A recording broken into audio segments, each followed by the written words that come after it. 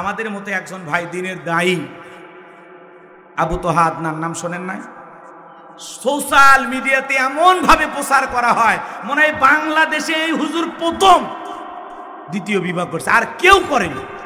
কত এমপি মন্ত্রী 8টা 10টা বাসা বাড়ি ভাড়া করিয়া এক একটা ফ্ল্যাটে নারী নিয়ে যেতে হয়, সেই খবর আপনাদের কাছে থাকে না। হুজুর বিয়ে করলে আপনাদের চুলকায় না? কথা কন না কে? হুজুরদের নিয়ে যত অ্যালার্জি, ওনার সেই স্ত্রী, এটা স্বামী পরিত্যক্ত একটা নারী, এর আগেও বিয়ে হয়েছে। উনি ফেসবুকে আইসা বাপরে বাপ 2 ঘন্টার এক লাইভে যে কান্না করে অভিনয় করে বলছে মনে হয় বাংলাদেশের নিষ্পাপ রমণী এটা। এই নারীর কোনো দোষই নাই। আপনার যদি দোষ না থাকে আগের স্বামীগুলোর ভাত হইল না কেন? কথা কন না কেন? আপনি যদি এতই সতী সাধবী রাবিয়া বস্রী হন, আগের স্বামীগুলোর সংসার টিকলো না কেন? হুজুরের নরম পাইছেন, নাকে দড়িতে ঘুরাইতে চান। আলেমের সম্মান নষ্ট করে, স্বামীর সম্মান নষ্ট করে সোশ্যাল মিডিয়াতে এসে স্বামীকে নিচে নামাবেন, আবার দেশবাসীর কাছে বলবেন আমি আমার সংসার ফেরত চাই। তোমার মতো নারীর সাথে সংসার করা মানে পুরো জীবনটা ধ্বংস হওয়া। কথা বলে ঠিক কিনা? স্বামী স্ত্রী দাম্পত্য জীবনে নানান সমস্যা হবে, মন মালিন্য হবে, রাগারাগি হবে, ঝগড়াঝাটি হবে, সেটা 4 দেয়ালের ভিতরে সীমাবদ্ধ থাকবে। আপনি কেন সোশ্যাল মিডিয়াতে এগুলো বলতে যান? স্বামীর সংসার করেন, মিলেমিশে থাকেন, আপনাদের বাচ্চা কাচ্চা হয়েছে, তাদের ভবিষ্যৎ চিন্তা করেন। কথা বলে ঠিক কিনা? আজকে আপনি হুজুরের বউ হইয়া কথার ভিতরে পড়তা, আপনি সোশ্যাল মিডিয়ায় এসে কান্নাকারি করতেছেন যে আমাকে সেই ওই যে উপদেশটা নাই ছিল না, কি নাম, নাহিদ নাই ভাই, কথা কয় না, ওই যে হাউন আঙ্কেল নিয়ে যায় নাহিদকে পিটায় এদের পাশার এই সাইড লাল করে দিছিল না, সেই পিটা পিটছে সোশ্যাল মিডিয়াতে আমরা দেখছি। ওই মহিলা বলতেছে ওই নাহিদের মতো আমার হুজুর আমাকে এইভাবে পিটাইছে। জীবনে শয়তানও বিশ্বাস করবে না একজন আলেম এইভাবে বউ মারতে পারে। কথা বলেন, নেকা কান্নার অভিনয় করেন। কালো কাপড়ে দাগ লাগলে কারো চোখে পড়ে না, সাদা কাপড়ে দাগ লাগলে সবার চোখে পড়ে। এদেশের এমপি মন্ত্রী চেয়ারম্যান মেম্বার কত কিছু করতেছে, সেগুলো নিয়ে আপনারা নিউজ প্রচার করেন না। দেশের দুর্নীতির বিরুদ্ধে কথা বলেন না। এদেশে নানান ধরনের চক্রান্ত ষড়যন্ত্র চলতেছে, সেগুলো নিয়ে কথা বলেন না। আপনি হুজুরের বউ নিয়ে পড়ে আসেন, প্রত্যেকটা চ্যালেঞ্জ খোঁজেন, আর হুজুরের বউ কি কইলে এটা নিয়ে পড়ে আসেন। কথা কন, হুজুরটাও হালাল পদ্ধতি অনুসরণ করে বিয়ে করছে, আর কত লোক বিয়ে ছাড়া সেঞ্চুরি করতেছে, কই তাদের বিচার কই করেন? কথা কন, তাদের বিচার করেন না। আল্লাহ ওদের হেদায়েত দান করুন, জোরে বলুন আমিন। যেই নারী স্বামীর বদনাম করবে বুঝে নেবেন ওই স্ত্রী অকৃতজ্ঞ, নিমক, হারাম। সংসারে অশান্তি থাকবেই, ঝামেলা থাকবেই। আমি মানুষের কানে কেন বলবো? আমার ঝামেলা আমি সমাধান করব। স্বামী রাগ করছে, 2 দিন পরে সমাধান হবে। আম্মাজান আয়েশার সাথে রসুলের কি মন মালিন্য হইতো না? কথা বলে না কেন? নবীর যদি তার স্ত্রীর সাথে মন মালিন্য হয়, হযরত ওমর ফারুক এসে ঝগড়া মিটাইয়া দেয়। আল্লাহু আকবার বলেন। তাহলে রসুলের পরিবারেও স্বামী স্ত্রীর মধ্যে মন মালিন্য হইতো। রসুল রাগ কইরা শুয়ে আছে খেজুরের পাতার বিছানায়, ওমর ফারুক তাকায় দেখে রসুলের সেই খেজুর পাতার বিছানা দাগ উঠছে। হুজুর এই অবস্থায় কেন? কয় ওমর একটু সমস্যা আছে। রসুলের কষ্ট ওমর সহ্য করতে পারলেন না, বুঝে ফেলে দিয়েছে। সাহাবায়ে কিরাম নবীকে কত মহাব্বত করতেন, ভালোবাসতেন। তাদের পরিবারেও ভালোবাসার অভাব ছিল না, একটু মন মালিন্য ছিল, মান অভিমান ছিল। আবার আম্মা জান আয়েশা বলতেন, রসুল আমি যেই গিলাসের যেই স্থানে ঠোঁট লাগায় পানি পান করতাম, আল্লাহ রসুল গিলাসটা ঘোরায় না ঠিক ওই জায়গায় ঠোঁট লাগায়া পানি পান করতেন। বলেন সুবহানাল্লাহ। আম্মা জান আয়েশা বলেন আমাদের ঘরে দামি ফার্নিচার ছিল না, কিন্তু ঘরটা ভালোবাসা দিয়ে ভরপুর ছিল। বলুন আল্লাহু আকবার। আম্মা জান আয়েশা বলেন আমি গোশত খেয়ে রেখে দিলে, হাড় খায় রেখে দিলে, আমার ফেলে দেওয়া এটো হাড় আল্লাহ রসুল নিয়ে খাইতেন। বলেন আল্লাহু আকবার। আল্লাহ রসুল স্ত্রীদের মুখে খাবার তুলে খাওয়াইতেন। সুবহানাল্লাহ বলবেন না? আল্লাহ রসুল তক্তার উপরে বসে গোসল করতেন। আম্মা জানেরা পানি রেডি করে আল্লাহ রসুলকে তক্তে বসাইয়া নিজের হাতে পানি ঢেলে ঢেলে গোসল করায় দিতেন। আল্লাহু আকবার বলেন। কি ভালোবাসা ছিল! একসাথে রসুলের 9 জন স্ত্রী দেখে বলেন, নবী আপনি আমাদের মধ্যে সবচেয়ে কারে বেশি ভালোবাসেন? বলে এই জবাব আগামীকাল দেব।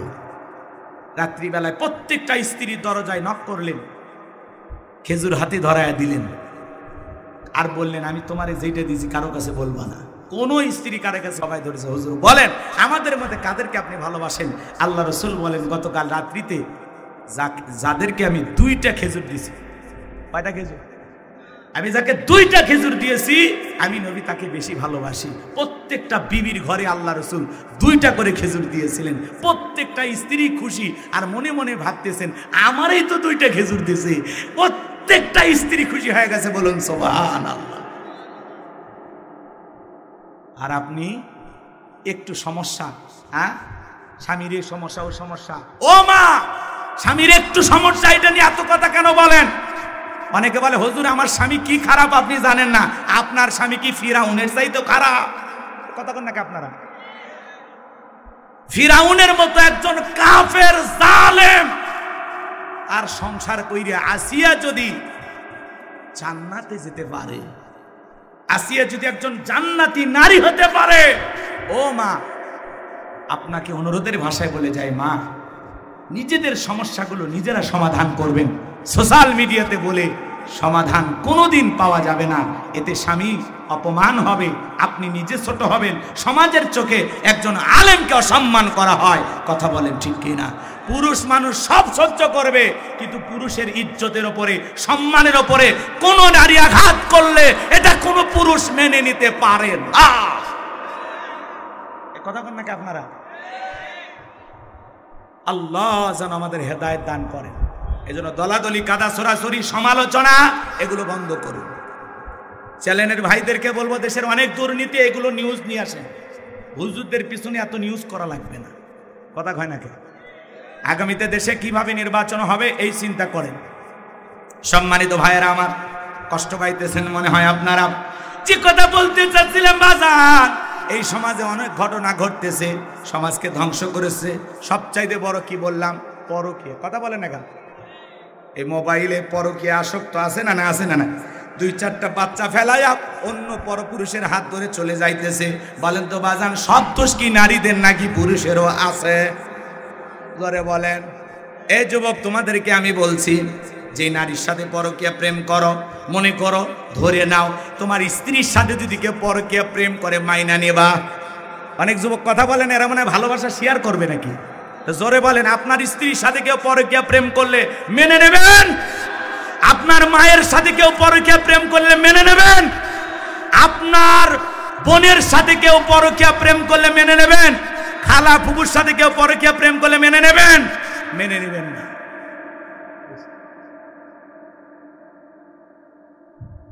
রাগ করতেছেন আপনারা? দিল দিয়া কথাগুলো বুঝবেন।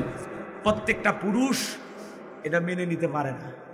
আমার স্ত্রী অন্য কারো হতে, পরকীয়া আসক্ত হতে, এটা কোনো স্বামী মেনে নিতে পারে না। তাহলে আপনি যেই নারীর সাথে পরকীয়া প্রেম করতেছেন যুবক, ওইটা কারো না কারো স্ত্রী, কারো না কারো মা, কারো না কারো মেয়ে। তাহলে কেন এই দিকে নজর দিতেছো? কথা বলেন না কেন? তাহলে আমাদের পরিবর্তন হওয়ার দরকার আছে না নাই? প্রত্যেকটা যুবকের পায়ে হাত দিয়ে আমি গোলাম রব্বানী বলে যাই, যদি নিজেকে মুসলিম দাবি করো, আজ থেকে শপথ গ্রহণ করো, কোন বিবাহিত নারীর দিকে বাঁকা চোখে তাকাবো না। কথা কন না কেন? আল্লাহ বলেছেন কুল্লিল মুমিনিনা ইয়াগুদ্দু মিন আবসারিহিম, মুমিন পুরুষের দৃষ্টি থাকবে নিচের দিকে। কথা বলেন ঠিক কি না? যুবক, কত গরিব মেয়ে আছে বিয়ে দিতে পারে না, যা ওই গরিব মেয়েটাকে বিয়ে করো, আল্লাহ খুশি হবে। কত স্বামী পরিত্যক্তা নারী আছে, সন্তানগুলো নিয়ে অসহায় জীবন যাপন করতেছে, যাও বিয়ে করো, আল্লাহ খুশি হবে। তুমি ওই জায়গায় যাবা না। কথা কয় না কেন? আমার ভাইয়েরা মন খারাপ করবেন না। তাহলে বর্তমান সমাজে যুবকদেরকে ধ্বংস করছে মোবাইল। কথা বলেন ঠিক কি না? এই মোবাইলের সবচাইতে বড় আর একটা নিশার নাম হলো কি জানেন? টিকটক। কথা কেন? ও দেশে টিকটক আসিয়া সব গেল ভাসিয়া, সিদ্দিক সোরা নায়ক হইছে আইডি খুলিয়া, হিরো আলম নায়ক হইছে আইডি খুলিয়া। এ বগুড়ার হিরো আলমের নাম আপনারা শোনেননি? আজকের নিউজ, এই হিরো আলম দুধ দিয়ে গোসল করছে বউক তালাক দিয়ে। এর নাটক দেখতে দেখতে পুরো জাতি ক্লান্ত। এর অভিযোগ হলো রিয়ামণি লোকজন ক্যাডার মাস্তান ভাড়া করে আমারে পিটাইয়া হাসপাতালে ভর্তি করছে। এই সময় এই বউ আর আমি রাখবো না, 1 তালাক 2 তালাক, রিয়ামণি তুই তালাক, এই কথা বলে দুধ দিয়ে গোসল করতেছে। সেটার আমার ভিডিও হচ্ছে সোশ্যাল মিডিয়াতে, সব চ্যানেলে নিউজ প্রচার করা হলো। অবশেষে রিয়ামণিকে তালাক দিয়ে দুধ দিয়ে গোসল করলেন হিরো আলম। আহারি সমাজ। আরে ভাই তালাক দিছু ভালো কথা, বউ ভালো লাগে নাই, ঝামেলা হয়েছে, তালাক দিছিস ভালো কথা, দুধ দিয়ে গোসল করলি আর ভিডিও করে ছেড়ে দিলি। এরা সব সময় ভাইরাল হয়ে থাকে, কথা কয় না, কথা কয় না। নির্বাচনে দাঁড়াইয়া ভোট কয়টা পাইছে না পাইছে দৌড় দেয়, ভাইরাল হয়। পান্তা খায়, ভাইরাল হয়। মার খায়ও ভাইরাল হয়। এমনকি বউ মাস্তান ক্যাডার ভাড়া করে পিটছে, তাও ভাইরাল। বউ তালাক দিয়েও ভাইরাল। এর গেলে খালি ভাইরাল হওয়ার নেশা। হিরো আলম চেনেন আপনারা? আজকে বউ তালাক দিছে, দিয়ে গোসল করছে দুধ দিয়ে। আচ্ছা হোক, এরপরে ছেলেটা পবিত্র হোক, আমরা দোয়া করি। হিরো আলম ভাই আপনি চিল্লায় যান, কথা কেন 40 দিনের চিল্লায় যান, যায়া তাবলিগে যাই, ইবাদত বন্দী নামাজ কালাম কিছু শিখে পরিবর্তন হয়ে যান, বিয়ে শাদী বন্ধ করে দেন, কথা কেন। আর যেগুলো বউ আছে 2-1টা, এদেরকে নিয়ে বাচ্চা কাচ্চারা সুন্দরভাবে জীবনযাপন করেন। আর ওয়াদা দেন কোনোদিন নাটক সিনেমা করব না, অশ্লীল গান বাজনা করব না, ফিরে আসলাম আল্লাহর দিকে। আল্লাহ যেন হিরো আলম ভাইকে হেদায়েত দান করেন। আর এরকম রিয়ামণির মতো জল্লাদ বইয়ের হাত থেকে আল্লাহ যেন ওকে রক্ষা করে। একটু জোরে কোন আমিন। আমার ভাইয়েরা, তাহলে যে কথা বলতে চাচ্ছিলাম, কষ্ট পাইছেন আপনারা? ও দেশে টিকটক আসিয়া সব গেল ভাসিয়া, সিদ্দিক সোরা নায়ক হইছে আইডি খুলিয়া, হিরো আলম নায়ক হইছে আইডি খুলিয়া। এই মোবাইলে হাই কি জাদু আছে ভাই, পোলা পান বুঝাছে, পড়ালেখা তুইলা রাখছে সপ্ত মাকাশি। এখনকার বাচ্চারা পড়াশোনা করে না বাজান, এজন্য সন্তানদের হাত থেকে মোবাইল নেন, আবারও সন্তানেরা বই নিয়ে টেবিলে বসবে, কথা বলে ঠিক কিনা? লম্বামি করবো না বাজান, স্বপ্ন তো স্বপ্নই, অনেক স্বপ্ন আমি এমনি দেখি, এই স্বপ্নগুলো বাস্তবায়ন হয় না। বাদশাহ বক্তে নাসরের কথা আপনাদের মনে আছে না নাই? ডেকে বলে আমি কি স্বপ্ন দেখেছি, স্বপ্নের কথাও বলতে হবে, স্বপ্নের ব্যাখ্যাও তোমাদেরকে বলতে হবে। জনগণ ডেকে বলে বাদশাহ এ তো পাগলামি কথা, আপনি কি স্বপ্ন দেখেছেন আমাদের পক্ষে তো বলা সম্ভব নয়। বাদশাহ বক্তে নাসর ডেকে বলে কেন, তোমরা নাকি গায়েব জানো, গায়েবের খবর নাকি তোমাদের কাছে আছে? বলেন তো বাজান, আল্লাহ ছাড়া পৃথিবীর কোনো মানুষকে গায়েব জানে? জোরে বলেন জানেন? কোন ভণ্ডপীর কেউ যদি উল্টা পাল্টা কথা বলে আপনাকে বলে আমি গায়েব জানি, পরে নিয়ে যাবেন অন্ধকার রুমের ভেতরে, আচ্ছা তারে ধরে পিটাবেন আর বলবেন গায়েবী মার দিলাম, কারো কাছে বলবে না।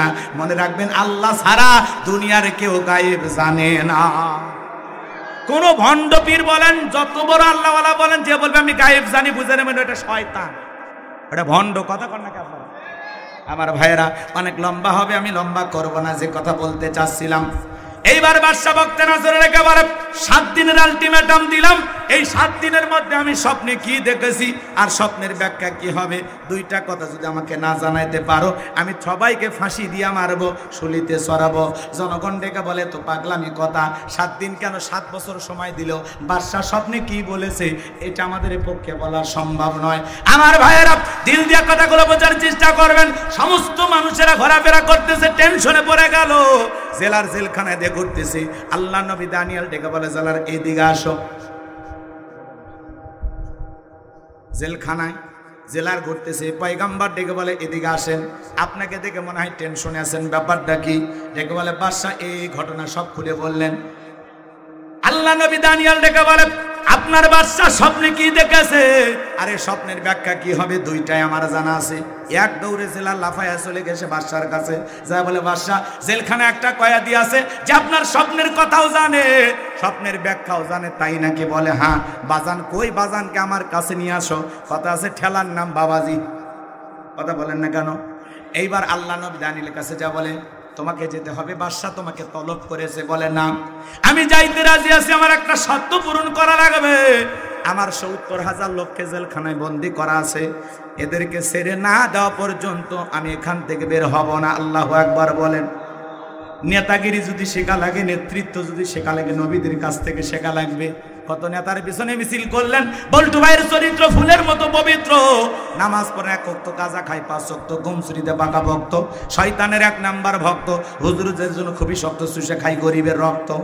নেতার পিছনে মিছিল করলেন নওগাঁ শহরে, ১০৫ জনকে পুলিশ গ্রেপ্তার করে নিয়ে গেল নেতা সহ। নেতার তো মামু খালুর অভাব নাই, সকালে জেলখানায় যায়, বিকেলে বের হয়। আপনি রিক্সা চালক, ভ্যান চালক, মাটি খেতে কাজ করেন, আপনি জনগণ, আপনাকে দেখার সুযোগ নাই। নেতা যদি সত্যি ভালোবাসতো আপনাকে বলতো, শোনো, এই গরিব কর্মীরা আমার মিছিল করতে এসে গ্রেপ্তার হয়েছে, আমার একটা কর্মী জেলখানায় থাকা অবস্থায় আমি নেতা বাহিরে যাব না। যেই নেতা আপনার বিপদে পাশে দাঁড়াবে, আপনার দুঃখ দেখে কাঁদে, আপনার সুখে হাসে, আপনার পরিবারের বিপদে পাশে দাঁড়াবে, ৬ মাস আপনি জেলখানায় থাকলে আপনার পরিবারের মুখে খাবার তুলে দেবে, এমন নেতার পেছনে আপনি স্লোগান দেবেন। যে নেতা আপনাকে বিপদে ফেলে তামাশা দেখে, এমন নেতার পিছনে স্লোগান দেওয়া যাবে না। এজন্য কোন নেতার পিছনে পা ফেলতেছেন বুঝে শুনে ফেলেন, যাতে আপনি ২-১ বছর জেলখানায় গেলে আপনার বিবির মুখে খাবার দেয়, আপনার সন্তানদের পড়াশোনার খরচ দেয়। কথা কন নাকি আপনারা? আর তাছাড়া উল্টাপাল্টা মানুষের পিছনে স্লোগান দিয়ে জেলত যাবেন, আপনার পরিবারে যা রেখে গেছেন সব বিক্রি করে আপনাকে বের করে নিয়ে আসবে, তাও হবে না। অতএব বুঝে শুনে বাচ্চাদেরকে বিপদে ফেলার দরকার নাই। কথা কি বোঝা গেছে? ঠান্ডা মাথায় রাস্তা হাঁটবেন ইনশাআল্লাহ। আল্লাহর নবী দানিয়েলের কথা শোনার পরে জেলার যায় বলতেছে, ও বাদশা, আপনার স্বপ্নের ব্যাখ্যা এবং স্বপ্নের কথা যে জানে তার একটা শর্ত আছে। তার নাকি ৭০,০০০ লোককে জেলখানায় বন্দি করে রাখা হয়েছে, ওদেরকে ছেড়ে দেওয়া লাগবে। জালেম বাদশা বক্তি নাসর ডেকে বলে, ওই বাজান যদি বলি এই জেলখানা কেন, তামাম পৃথিবীর জেলখানার আসামি ছেড়ে দিতে রাজি। বাজান যা বলে তুমি তাই করো। বলেন আল্লাহু আকবার। এইবার পয়গম্বরের ৭০,০০০ উম্মতকে জেলখানা থেকে বের করে দেওয়া হলো। সবার শেষে বের হলেন আল্লাহর পয়গম্বর দানিয়েল। আল্লাহু আকবার বলেন। এইবার জেলার যখন বাদশার দরবারে নিয়ে যাবে, বাদশার দরবারে ঢোকার সিস্টেম হলো, যত মানুষ ঢুকবে মাথা নত করে ঢুকবে। আল্লাহ নবী কি জালেমের কাছে মাথা নত করতে পারে? এইবার আল্লাহ নবী দানিয়েল সালাম দেহটাকে আটোসাটো করে, মাথাটাকে উঁচু করে, সুন্দর করে, কৌশল করে ঢুকলেন। এমন দৃশ্য দেখার পরে বাদশা বক্তি নাসরুদ্দিনকে বলে, যত মানুষ আমার দরবারে প্রবেশ করে মাথা নত করে প্রবেশ করে, তুমি কেন মাথা নত করলে না? আল্লাহ নবী দানিয়েল ডেকে বলে যে, আপনার স্বপ্নের কথা আমার মাথার মেমোরিতে সেভ করে দিয়েছে। তার কথা হলো, তাকে ছাড়া দুনিয়াতে আর কারো কাছে মাথা নত করা যাবে না। আর যদি আমি মাথা নত করতাম, আপনার মতো স্বপ্নের কথা যদি আমারে ভুলে দিত, আপনি আমাকেও মেরে ফেলতেন, আপনিও টেনশনে মারা যেতেন। তখন বলে, বাজান যা করেছো ঠিক করেছো, আসলে তোমার বুদ্ধি আছে, জোরে খন মারহাবা। নবীদের বুদ্ধি না থেকে কি পারে? নবীদেরকে জ্ঞানী বানিয়েছেন তিনি কে? এইবার বাদশা বক্তি নাসর নিজে চেয়ার থেকে উঠলেন, আল্লাহ নবী দানিয়েল আলাইহিস সালামকে নিজের চেয়ারে বসায়া দিলেন। বলেন তো বাজান, জেলখানা থেকে বের করে বাদশাহীর চেয়ারে বসায়া দেন তিনি কে? সে আল্লাহ আজও আছে না নাই? আমি কি পুরো ঘটনা বলবো? এইবার বাদশা কাছে বসে বলতেছে, বাজান তাড়াতাড়ি করে বল, আমি স্বপ্নে কি দেখেছি, স্বপ্নের ব্যাখ্যাটা কি হবে? কারা কারা শুনবেন একটু হাতটা তোলেন তো দেখি। লিল্লাহি তাকবীর, লিল্লাহি তাকবীর। হাত নামান। হযরত আলীর কথাও মনে আছে না নাই? আমি আপনাদের সামনে 2টি আয়াতে কারিমা তেলাওয়াত করেছি, আর একটি আয়াতের আলোচনা একটু হওয়ার দরকার আছে না নাই? জোরে বলেন বাজান, দরকার আছে না নাই? 2 নাম্বার আয়াতে আমার আল্লাহ কি বলেন? 10টা মিনিট আমি আপনাদের কাছে চাই বাজান, 2 নাম্বার আয়াত বোঝানোর জন্য 10টা মিনিট। একটা লোক ওটা ভাষা করবেন না, খুব গুরুত্বপূর্ণ কিছু কথা আছে বাজান, দিল দিয়া কথাগুলো বোঝার চেষ্টা করবেন। আমার আল্লাহ রাব্বুল আলামিন বলেন, আল্লাযী খালাকাল মাউতা ওয়াল হায়াতা লিয়াবলুয়াকুম আইয়ুকুম আহসানু আমালা ওয়া হুয়াল আজিজুল গফুর। আল্লাহ রাব্বুল আলামিন বলেন, আল্লাযী খলাকাল মাউতা ওয়াল হায়াতা, যিনি সৃষ্টি করেছেন মৃত্যু আর জীবন, লিয়াবলুয়াকুম আইয়ুকুম আহসানু আমালা, আমি আল্লাহ পরীক্ষা করে দেখব আমলের দিক দিয়ে কার আমল কত বেশি উত্তম, কার আমল কত বেশি সুন্দর। দিল দিয়ে কথাগুলো বোঝার চেষ্টা করবেন। আমলের দিক দিয়ে কারা সবচাইতে উত্তম, কার আমল সবচাইতে ভালো, আল্লাহ সেইটা পরীক্ষা করে দেখবেন। দুনিয়াটা পরীক্ষা দেওয়ার জায়গা, আর ফলাফল পাওয়ার নাম হলো আখিরাত। ফলাফল কই পাইবেন? কোন জায়গায়? দিল দিয়ে কথাগুলো বোঝেন বাজান। আল্লাহ বলেন আল্লাযী খলাকাল মাউতা ওয়াল হায়াতা, যিনি সৃষ্টি করেছেন মৃত্যু আর জীবন। সর্বপ্রথম আল্লাহ মৃত্যুর কথা কেন বললেন বাজান? এই দুনিয়াতে আসার একটা সিরিয়াল আছে, যাওয়ার কিন্তু কোনো সিরিয়াল নাই। দাদা আসছে, দাদার পরে বাবা আসছে, বাবার পরে আমি আসলাম, আমার পরে আমার সন্তানরা আসলো। কিন্তু যাওয়ার বেলায় দাদার আগে নাতি চলে যায়, নাতির আগে দাদা চলে যায়, বাবা জীবিত থাকে, সন্তান চলে যায়। একজন বাবার কাঁধে সন্তানের লাশ, এটা পৃথিবীর সব চাইতে ভারী বোঝা। কে কখন মারা যাবে আমরা কেউ জানি না। কুল্লু নাফসিন যায়িকাতুল মাউত, প্রত্যেক প্রাণীকে মৃত্যুর স্বাদ গ্রহণ করা লাগবে। এই স্বাদ হলো দুই প্রকারের, মিষ্টি খেলে যেমন মিঠা লাগে, নিম পাতা খেলে যেমন তিতা লাগে। যারা ঈমানদার তারা মৃত্যুবরণ করবে বাজান। একটা দুধ পান করা শিশু মায়ের দুধ খাইতে খাইতে যেমন ঘুমের মধ্যে চলে যায়, একজন ঈমানদার তেমনি ভাবে দুনিয়া থেকে বিদায় নেবে, টেরও পাবে না। বলুন সুবহানাল্লাহ।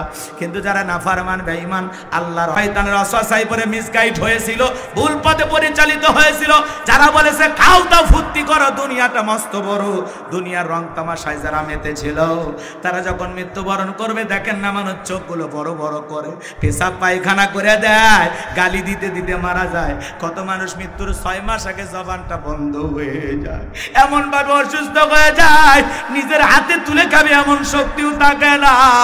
সন্তানেরা শরবত বানায় চামচ দিয়ে মুখের মধ্যে তুলে দেয়, গালসি বেয়ে বেয়ে পড়ে যায়, খাওয়ারও শক্তি থাকে না। এ বাজার মৃত্যুর যন্ত্রণা বড় কঠিন, বড় ভয়ঙ্কর। এ যুবক, তুমি কি মনে করো তুমি মারা যাইবা না? তুমি 10 তলা বিল্ডিং এ থাকো, মনে করো লিফটের সুইচ বুঝে মালাকুল মাউত পৌঁছে না। এ যুবক, মৃত্যুর সময়টা যখন ঘনিয়ে আসবে, আমার আল্লাহ বলেন আইনামা তাকুনু ইদরিকুমুল মাউতু ওয়ালাউ কুনতুম ফি বুরুজিম মুশাইয়াদা। সূরা নিসার 78 নম্বর আয়াত আল্লাহ জানায় দিলেন, যেখানেই থাকো, যে অবস্থায় থাকো, মৃত্যু তোমাদেরকে ধরবেই, মৃত্যু থেকে পালানোর কোনো রাস্তা খোলা নাই। এ যুবক, তোমার মতো কত যুবক বিয়ে করলো, বাসর ঘরে যাবে, যাইতে পারলো না। সিরাজগঞ্জের এক যুবক বিয়ে করেছে, বউ নিয়ে বাসর ঘরে যাবে, রেল লাইন পার হয়ে যাবে, এমন অবস্থা একটা চলন্ত এসেছে, এত জোরে ট্রেনটা ধাক্কা মেরেছে, বরযাত্রী সহ যে কয়েকজন প্রাইভেট কারে ছিল সবাই মারা গেল। তোমার মতো যুবক বিয়ে করেছে ঝিনাইদহে, বাসর ঘরে সাজানোর জন্য ফুল কিনে নিয়ে রাস্তা পার হইতেছে, ট্রাক এসে ধাক্কা মেরে ফুল সহ ছেলেটারে পিষে রেখে চলে গেল। যুবক, তোমার পায়ে হাতে কতবার অনুরোধ করে বলি রে যুবক, এখনো সময় আছে, পরিবর্তন হয়ে যাও, ফিরে আসো আল্লাহর দিকে। আল্লাহর ঘরের দরজা মসজিদটা এখনো খোলা আছে, আর বসে থেকো না যুবক, যাও মসজিদ আজান দেয়, আর লুডু খেলো না, ক্রিকেট খেলো না, ফুটবল খেলো না, আর রং তামাশায় বসে থাকো না। যাও যুবক যাও, আল্লাহর ঘরের দরজাটা এখনো খোলা আছে, মসজিদে চলে যাও, মালিকের কুদরতি কদমে সেজদা দাও, নিজেকে পরিবর্তন করে ফেলো। কত যুবকের হাত ধরে বললাম, এ যুবক নামাজ পড়ো, বলে হুজুর এই যৌবন বয়সে একটু ঘোরাফেরা করি, পরে নামাজ দেখবো। আবারও বললাম যুবক নামাজ পড়ো, বলে হুজুর বিয়ে শাদী তো করলাম না, বিয়ে শাদীটা একটু কইরা নেই। বিয়ে শাদী হয়ে গেল, কিছুদিন পরে বলা হলো যুবক এখন কি নামাজ পড়বা না, বিয়ে তো হয়ে গেল। বলে হুজুর হাতের মেহেদি রংটাই শুকাইল না, এখন মসজিদে যা সময় নষ্ট করার মতো সময় নাই। জোরে কর নাউজুবিল্লাহ। এই তো বিয়ে করলাম, তুই একটা বাচ্চা কাচ্চা হোক, এরপরে যখন বাচ্চা কাচ্চা হয়ে যায়, সন্তান হয়ে যায়, তখন যদি বলা হয় যুবক বিয়েও করলে সন্তানের বাবা হইলে এখন কি আর মসজিদে যাইবা না? যুবক ডেকে বলে হুজুর বাচ্চা কাচ্চা হওয়াতে সংসারের চাপ বেড়ে গেছে, কাজে কর্মে অনেক ব্যস্ত থাকে, পরে দেখা যাবে। এই যে আপনার চিন্তা ভাবনা পরে পরে দেখা যাবে, এ যুবক তুমি যে বিয়ে করবা তার কি গ্যারান্টি আছে? বিয়ের পরে সন্তানের বাবা হবা, তার কি গ্যারান্টি আছে? তোমার মতো কত যুবক চোখের সামনে মারা যাইতেছে, পরীক্ষা দিয়েছে, রেজাল্টটা বের হবে আগামীকাল, গতকালকে তার মৃত্যু হয়ে গেছে। কত যুবক স্বপ্ন ভরা আশা নিয়ে কক্সবাজারে ঘুরতে যায়, সমুদ্রের সৈকতে যায়, ছেলেটারে ফিরে আসে না। তোমার মতো কত যুবক পালসার মোটর সাইকেল এদিকে এদিকে ঘোরাফেরা করে, আস্তা করে ট্রাকের তলে যাইয়া জীবনটা চলে যায়, আর ফিরে আসার ভাগ্য হয় না। কারো কখন মৃত্যু হবে আমরা কেউ জানি না। মৃত্যু সব জায়গায় দাঁড়িয়ে আছে, কখন কিভাবে মৃত্যু হবে আমরা কেউ জানি না। সকালে মরবো না সন্ধ্যায় মরবো, রাতের বেলায় ঘুমের মধ্যে মারা যাব, নাকি বুক গলা টিভিতে হত্যা করবে আমরা কেউ জানি না। কথা বলেন না কেন? কার কখন মৃত্যু হবে আমরা কেউ জানি না বাজান। মৃত্যুর যন্ত্রণা বড় কঠিন। আল্লাহর নবী ইদ্রিস আলাইহিস সালামকে জিজ্ঞাসা করা হয়েছিল, ও আল্লাহর নবী ইদ্রিস, মৃত্যুর যন্ত্রণা আপনার কাছে কেমন মনে হয়? আল্লাহ নবী ইদ্রিস আলাইহিস সালাম ডেকে বলেন, জ্যান্ত ছাগলের গা থেকে চামড়া খসাইলে ছাগলের যেমন কষ্ট হয়, আমার কাছে মৃত্যুর যন্ত্রণা তেমনি কষ্টকর মনে হয়। একজন নবীর কাছে যদি মৃত্যুর যন্ত্রণা এমন কষ্টকর মনে হয়, আপনার আমার কাছে মৃত্যুর যন্ত্রণা কত ভয়ঙ্কর হতে পারে। ও নওগাঁর মুসলমানেরা, বিশ্ব নবী ইন্তিকালের পূর্বে অসুস্থ, নবীর শরীরে প্রচন্ড জ্বর। কিছুদিন পরে নবী আমার সুস্থ হলেন। আসমান থেকে জিবরাইল আসলেন, নবীকে সালাম দিলেন, আসসালামু আলাইকুম ইয়া রাসূলুল্লাহ, ইয়া হাবিবাল্লাহ, হুজুর এখন আপনার শরীরের অবস্থাটা কেমন আল্লাহ জানতে চাই। নবী ডেকে বলে, ও জিবরাইল, আগের চাইতে আমি অনেকটা সুস্থ আছি। কিছুক্ষণ পরে আবারও জিবরাইল আসলেন, ডেকে বলে, নবী আজকে আমি আসমান থেকে একা আসি নাই, আমার সাথে আরেকজন ফেরেশতা এসেছেন যার নাম মালাকুল মউত, আপনার অনুমতির অপেক্ষায় দাঁড়িয়ে আছে। নবীজি অনুমতি দিলেন, মালাকুল মউত প্রবেশ করলেন, নবীজিকে সালাম দিলেন, আসসালামু আলাইকুম ইয়া রাসূলুল্লাহ, ইয়া হাবিবাল্লাহ, হুজুর আপনি যদি অনুমতি দেন আপনার রূহটা আমি কবজ করব, আর আপনি যদি অনুমতি না দেন, আমার আল্লাহ বলেছেন এক মুহূর্ত দেরি করবি না, আমার বন্ধুর যতদিন মনে চাই ততদিন দুনিয়ার জমিনে থাকবে। নবী আমার ডেকে বলে, আজরাইল এরপরে কি আর কোনোদিন আসবে না? ডেকে বলে, যেহেতু আপনার জীবন আছে, মৃত্যুর স্বাদ অবশ্যই আপনাকে একদিন ভোগ করা লাগবে। নবী আমার ডেকে বলে, ও মালাকুল মউত, আর আসতে হবে না, আজকে এসেছো, আমি তোমাকে অনুমতি দিলাম। নবী যখন অনুমতি দিলেন, মালাকুল মউত যখন বিশ্ব নবীর রূহটা বের করার জন্য বুকের উপরে হাত রেখে দিয়েছেন, নবী আমার অঝরে চোখের পানি ছেড়ে দিয়ে কাঁদে আর বলে, হে মালাকুল মউত, আজরাইল আর সহ্য হয় না রে, আর সহ্য হয় না, হাতটা তাড়াতাড়ি আমার বুকের উপর থেকে সরায় নাও। মালাকুল মউত হাত সরায় নিলেন। আমার নবী ডেকে বলে, মালাকুল মউত, এই যদি হয় মৃত্যুর যন্ত্রণা কষ্ট আমার উম্মতেরা সহ্য করতে পারবে না। কেমন দয়ার নবী, মায়ার নবী পাইছি, মৃত্যুর পূর্বে উম্মতের কথা বলে না। আল্লাহু আকবার। নবী ডেকে বলে, মালাকুল মউত আমারে কথা দে, আমার উম্মতের রূহটা বের করার সময় ইহসান করবি, কষ্ট দিবি না। আজরাইল ডেকে বলে, নবী আপনার উম্মতের মধ্যে যারা আপনার আদর্শ মোতাবেক চলবে, আল্লাহর বিধান মোতাবেক চলবে গো নবী, কথা দিলাম ওই নেককারদের রূহটা বের করার সময় আমি ইহসান করব, যাতে তাদের কম কষ্ট হয়। নবী খুশি হয়ে গেলেন। এইবার দ্বিতীয়বার যখন নবীজি রূহটা বের করার জন্য মালাকুল মউত নবীজির বুকের উপরে হাত রেখে দিয়েছে, নবী আবারও অজরে চোখের পানি ছেড়ে দেখা দেয় আর বলে, মালাকুল মউত, আজরাইল সহ্য হয় না, সহ্য করতে পারি না, তাড়াতাড়ি করে আমার বুকের উপর থেকে হাতটা নামায় নাও। নবী আমার ডেকে বলে, মালাকুল মউত, এই যদি কয় মৃত্যুর যন্ত্রণা আমার উম্মতেরা সহ্য করতে পারবে না, তুমি যখন আমার বুকের উপরে হাত রেখে দিয়েছো, আমার কাছে মনে হয় উহুদ পাহাড়টা আমার বুকের উপরে চেপে ধরা হয়েছে। নবীর মৃত্যুর যন্ত্রণা যদি এমন হয়, ও নওগাঁর মুসলমান, আপনার আমার কি হবে একটু চিন্তা করে দেখেন। দ্বিতীয়বার নবীজির বুকের উপরে হাতটা রাখলেন।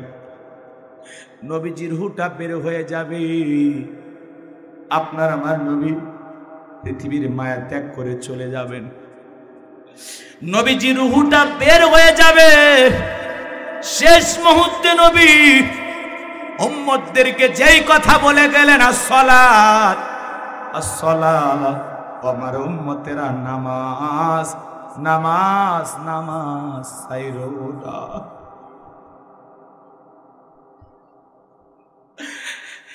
নবীজির রূহটা বের হয়ে যাচ্ছে। ওই সময় নবী উম্মতদেরকে বলে গেলেন, আমার উম্মতেরা আসসালাত আসসালাত, নামাজ নামাজ নামাজ ছাইরো না।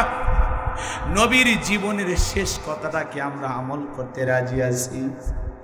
নওগাঁর কোন কোন মুসলমান আছেন নবীর জীবনের শেষ কথাটা আমল করবেন? জীবন দশায় কোনোদিন 5 ওয়াক্ত নামাজ কাজা করবেন না। কারা কারা আছেন হাত তুলে আল্লাহকে একটাবার দেখান। আল্লাহ আমাদের সবাইকে 5 ওয়াক্ত নামাজি বানায় দেন, জোরে বলেন আমিন। আল্লাহ আমাদের সবাইকে 5 ওয়াক্ত নামাজি বানায় দেন, জোরে বলেন আমিন। জামাতের সহিত মসজিদে গিয়ে 5 ওয়াক্ত সালাত আদায় করব ইনশাআল্লাহ, ইনশাআল্লাহ। নবীর মুখ থেকে বের হওয়া শেষ শব্দ, নাতির কথা বললেন না, সন্তানদের কথা বললেন না, জামাইয়ের কথা বললেন না, কত উম্মতকে ভালোবাসতেন। আমার উম্মতেরা তোমরা নামাজ ছেড়ো। আজকে মসজিদে আজান হয়, মুসল্লি 5 জন 7 জন। ফজরে এমন মসজিদ মুয়াজ্জিম একাই আজান দিয়ে একাই নামাজ পড়ে, কপাল পোড়াগুলো নাক ঢেকে ঘুমায়, মসজিদে আসে না। কথা বলেন ভাই। এখানে এমনও মানুষ আছে, আমরা অনেকে এশার নামাজ পড়ি নাই, নিয়ত করছি হুজুর 3টা পর্যন্ত ওয়াজ করেন শুনবো, কিন্তু ফজর পড়বো না। এই ওয়াজের কোনো লাভ আছে বাজান? বলেন। প্রত্যেকটা মাহফিলে যাব কি নিজেদেরকে পরিবর্তন করার জন্য? আমি যত কথা বললাম, একটি কথাও যদি আপনার ভালো না লাগে, এখন যে কথা বলতেছি এই 2-4 মিনিটের বয়ানও যদি আপনার কাছে ভালো লাগে, আপনি যদি মনে করেন আমাকে হুজুর নামাজের কথা বলেছে, রসুলের জীবনের শেষ কথাটা আমি আজকে আমল করব, এই মাহফিল আমাদের জন্য নাজাতের ওসিলা হয়ে যেতে পারে, আপনার জীবনটাকে পরিবর্তন করে দিতে পারে। আজকের একটি সিদ্ধান্ত আপনাকে জান্নাত পর্যন্ত পৌঁছায় দিতে পারে। আজকে নামাজ ধরবো, কালকে ধরবো, রে ভাই ওই কালটা তো জানাজা হয়ে যেতে পারে। কথা কন নাকি আপনারা? কার কখন মৃত্যু হবে আমরা কেউ জানি? আসবে মরণ কখনো কোথায় কারো জানা নাই, আসবে মরণ কখনো কোথায় কারো জানা নাই। জানাজার নামাজের আগে নামাজ পড়ো ভাই, ও তোমার জানাজার নামাজের আগে নামাজ পড়ো ভাই। আসবে মরণ কখনো কোথায় কারো জানা নাই, আসবে মরণ কখনো কোথায় কারো জানা নাই। জানাজার নামাজের আগে নামাজ পড়ো ভাই, তোমার জানাজার নামাজের আগে নামাজ পড়ো ভাই। নিজের জানাজা হওয়ার আগে কি পড়া লাগবে? কারণ নিঃশ্বাসটা বন্ধ হয়ে গেলে আর ইবাদত করার চান্স থাকবে না। এখন আপনার হায়াত আছে, জিকির করতে পারবেন, কোরআন তেলাওয়াত করতে পারবেন, নামাজ আদায় করতে পারবেন, তওবা করতে পারবেন, গুনাহ থেকে বেঁচে থাকতে পারবেন। এখন সিজদা দেওয়ার সুযোগ আছে, তওবা করার সুযোগ আছে, কিন্তু মৃত্যুর পরে আফসোস কোনো কাজে আসবে? আল্লাহ আমাদের সবাইকে হেদায়েত দান করেন। একটু জোরে বলেন আমিন। আমি কি আপনাদেরকে কষ্ট দিয়ে ফেললাম? এখন আমরা দোয়ার দিকে যাই নাকি বলেন? বাকি কথা আরো শুনবেন, কথা শুনবেন আরো? তাহলে আমার অনুরোধ কি? নামাজ পড়া লাগবে, একটাই অনুরোধ। আচ্ছা, মুসলমানের কাছে যদি নামাজের ওয়াজ করা লাগে, এটা দুঃখের বিষয় না? আমরা মুসলমান সবাই জানি না নামাজ পড়া কি বাজান? ফরজ। একটু জোরে বলেন না। 5 ওয়াক্ত সালাত আদায় করা এটা কি? এটা রবের বাধ্যতামূলক ওয়াদা।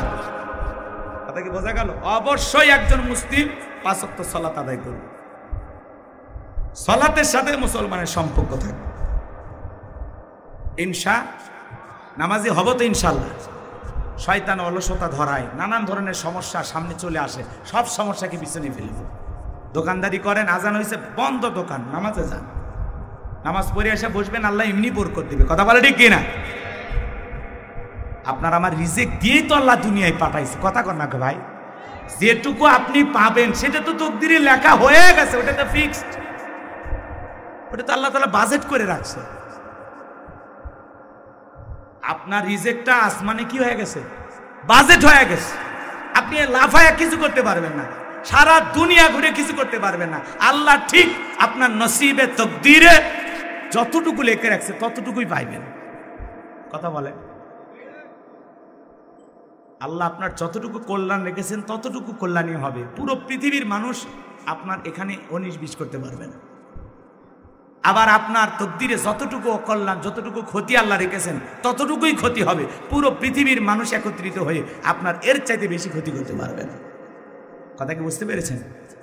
আল্লাহ যেন আমাদের বুঝ দান করেন। একটু জোরে বলেন আমিন। সিদ্ধান্ত নেন বাজান, হঠাৎ করে মৃত্যু চলে আসবে। এই যে ওয়াজ শুনতেছি, আগামী বছর পর্যন্ত এই মাহফিলে আসতে পারবো?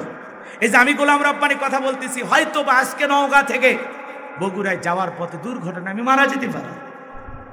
আগামীকালকে সোশ্যাল মিডিয়াতে প্রচার হয়ে যেতে পারে যে গোলাম রব্বানী গতকাল নওগাঁ থেকে ফেরার পথে গাড়ি দুর্ঘটনায় মারা গেছে। ইন্না লিল্লাহি ওয়া ইন্না ইলাইহি রাজিউন।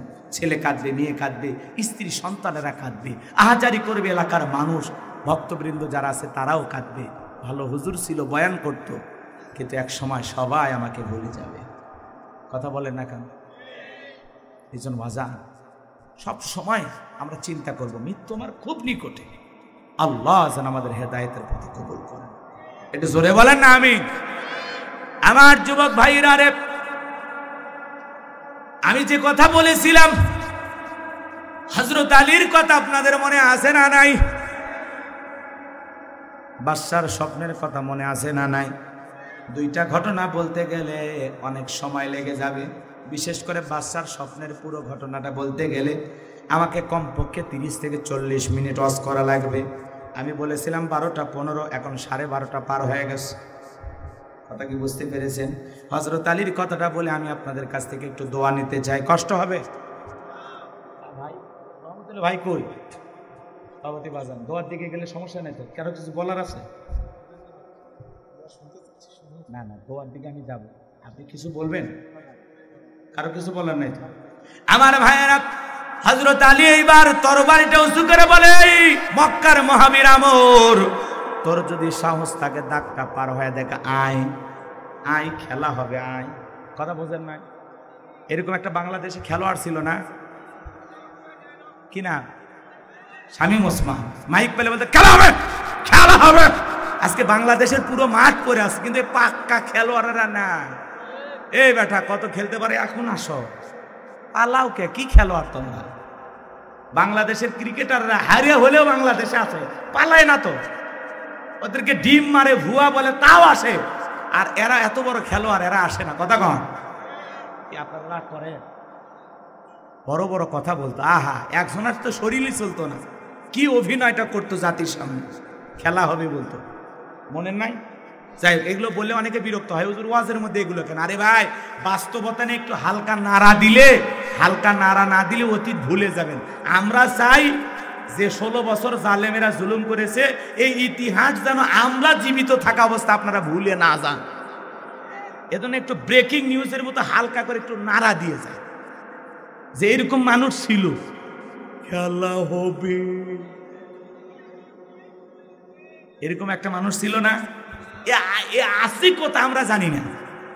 হ্যাঁ, বাংলাদেশের অর্ধেক টাকা আছে এই পদ্মা সেতু, এই সেতু মন্ত্রীর কাছে। কথা কন না কেন? অর্ধেক টাকা, অর্ধেক 11 লক্ষ কোটি টাকা দুর্নীতি হয়েছে, এটা আমরা প্রথমেই শুনলাম। এখন আজ পর্যন্ত একটা জরিপ করে হিসাব বের হয়েছে 29 লক্ষ কোটি টাকা। টাকার বাড়ি কই? বাংলাদেশ কিসে? সিঙ্গাপুর। পৃথিবীর সেরা ধনী রাষ্ট্র বানানো সম্ভব। কথা বলেন। ওরা খালি গল্প শোনাইছে দেশ উন্নয়নে সিঙ্গাপুর, এদিকে মধুপুরি হয়নি। কথা কন না আপনারা? যাই হোক, ওইদিকে আর যাবো না, আপনাদেরকে কষ্টও দেব না। শুধু এতটুকু বলবো, আগামীতে যা করবেন বুঝে করবেন। কথা কি বুঝতে পেরেছেন? সমাজে ভালো মানুষের দরকার আছে।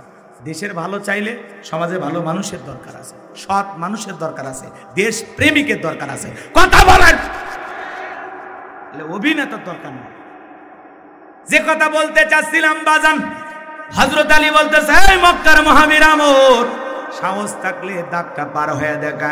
এক পা সামনে আসে 3 পা পিছনে যায়, এক পা সামনে আসে 3 পা পিছনে যায়। এমত অবস্থায় 1 পা 2 পা করতে করতে যখনই দাগ বরাবর আসছে, হযরত আলী শুধু কাঁধ বরাবর তরবারি ঠেকাইছে। আল্লাহু আকবার বলেন।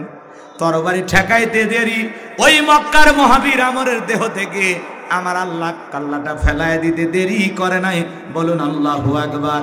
আমার আল্লাহ ডেকে বলে, আমার নাম আল্লাহ, যারা দিতে চাই আমি এবং আমার রাসূলের সাথে পাল্লা, আমি রাখবো না তাদের ঘরের কাল্লা। চিৎকারে মেরে বলুন সুবহানাল্লাহ। আল্লাহর সাথে পাল্লা যে কোনো জালেম টিকতে পারে? নমরুদ টিকতে পারে নাই, ফিরাউন টিকতে পারে নাই, আবু জেহেল টিকতে পারে নাই।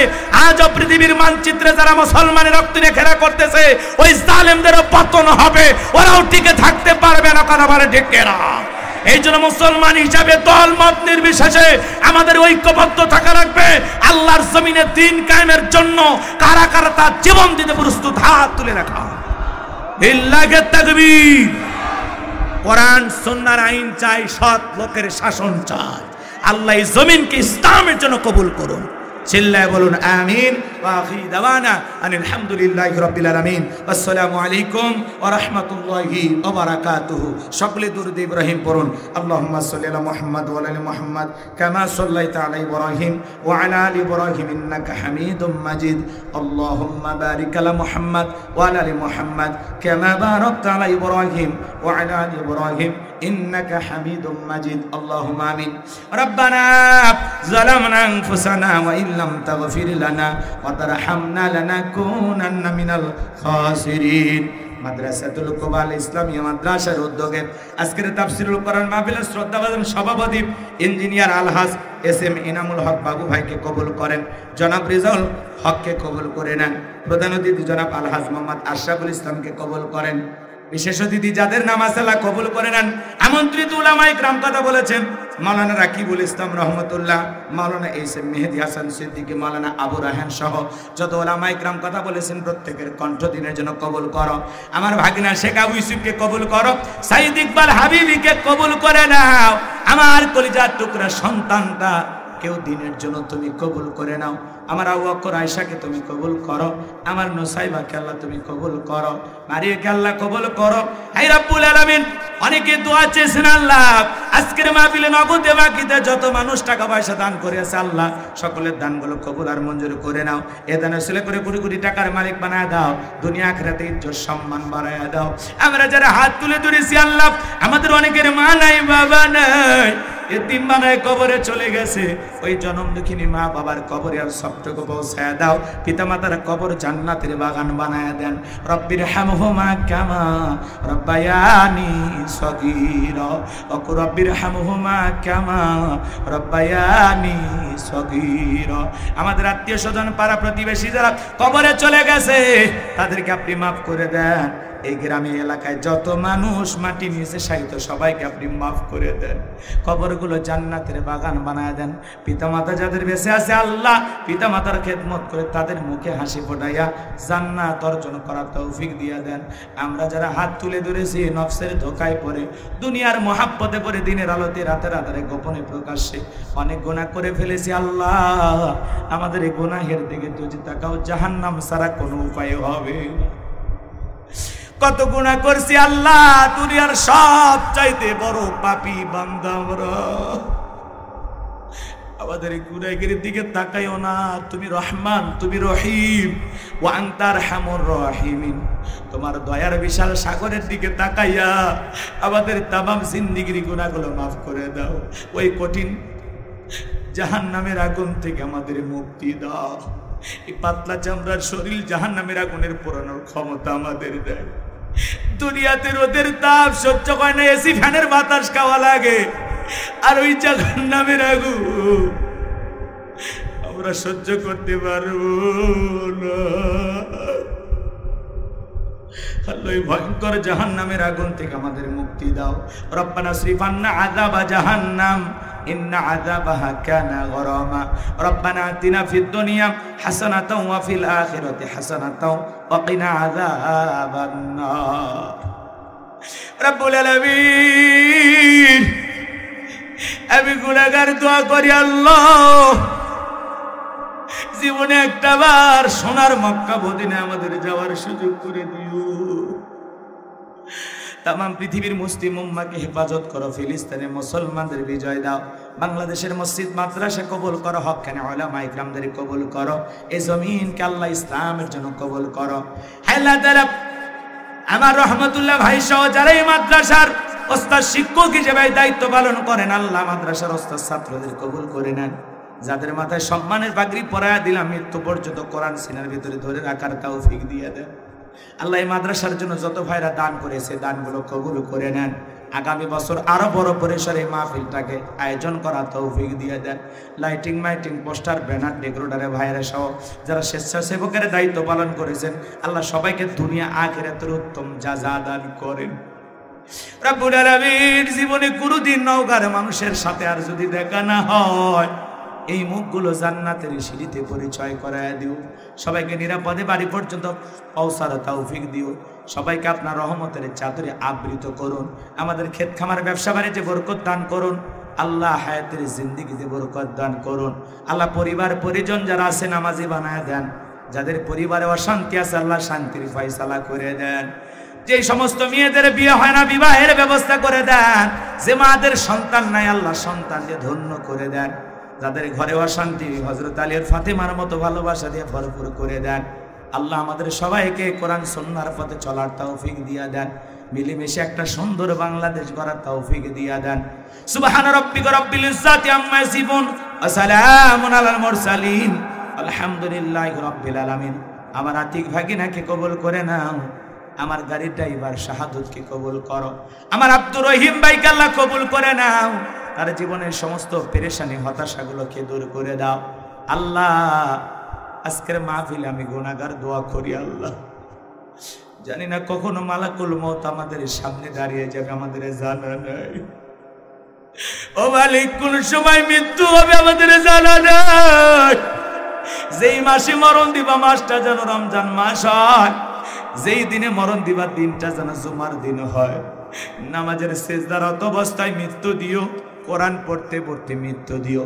ইসলামকে প্রতিষ্ঠিত করার জন্য রাজপথে জীবনটা বিলানোর তৌফিক দিও। মৃত্যুর সময় দয়ার নবীর চাঁদ মুখখানা দেখতে দেখতে আমাদের জবানে জারি করে দিও লা ইলাহা ইল্লাল্লাহু মুহাম্মাদুর রাসূলুল্লাহ সাল্লাল্লাহু আলাইহি ওয়াসাল্লাম।